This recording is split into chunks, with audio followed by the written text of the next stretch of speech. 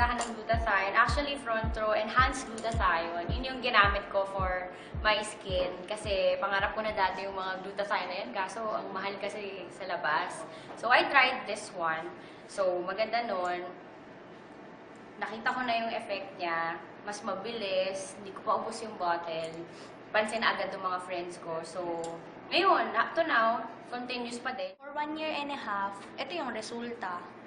Partida, walang ano yan, lotion, wala kang nilalag. Kasi sabi nga if you're healthy inside, magre-reflect siya outside. So, doon ako naniniwala na kahit anong ipahid ko or anong gamitin ko panlabas, kung hindi ako magiging healthy inside, di rin ako mag-glow ng natural.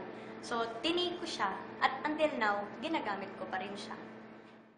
User ako ng Lux White. I've been taking it for around 6 months na, pero nag-stop na ako. Tinake ko yung 6 months na yun, last year pa. And what happened is, medyo nagstay sa akin yung pagkaputi niya. So, meron ako dito siya. Nakakayaman. Ito. So, pansinin na lang. So, yun siya. Yung Lux White kasi natin, it has vitamin C na. So, ang ginawa ko na lang, nag-take ako ng another grape seed para mas mag-effect siya sa akin. Diba? So, actually 5 days ko pala siyang ginagamit. Pero still, tingnan nyo naman yung, diba? So, tingnan nyo naman. So, ganito po yung effect niya.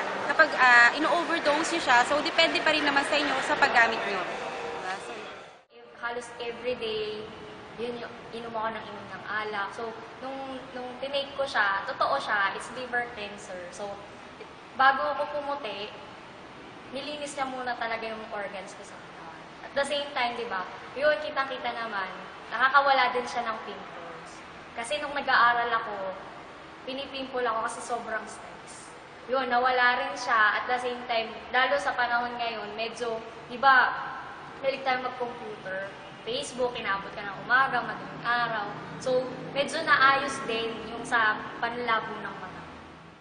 So every time, every now and then, pag may hangover, yun, I take it para talaga the next day, nakakapag-work ako ng maayos, kahit maaga ako gumising, kahit late na ako umuwi kagabihan, pero kaya akong gumising ng mas maaga nang wala akong hangover or walang, kumbaga, ang linis-linis ng pakiramdam.